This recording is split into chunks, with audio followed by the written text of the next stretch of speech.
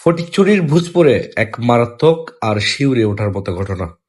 জাতীয় গ্রিডের এক বিশাল উচ্চ ক্ষমতা সম্পন্ন বৈদ্যুতিক টাওয়ার, যার উপর দিয়ে বয়ে গেছে হাজার হাজার ভোল্টের বিদ্যুৎ লাইন। আর ঠিক সেই টাওয়ারের চূড়াতেই হঠাৎ দেখা গেল এক যুবককে। আজ সকালে ভূজপুরের মীরেরখিল এলাকায় ঘটে এই ঘটনা।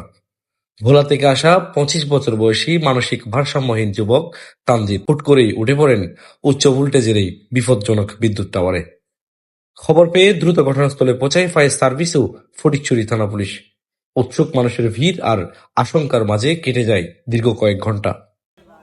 অবশেষে সব আশঙ্কা কাটিয়ে ফায়ার সার্ভিস ও স্থানীয়দের দীর্ঘ প্রচেষ্টায় কোনো দুর্ঘটনা ছাড়াই সুস্থ ও অক্ষত অবস্থায় তিনি নিচে নেমে আসেন।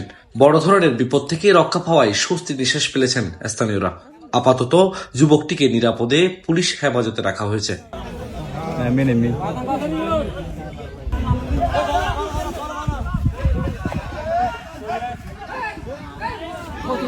Oh my God!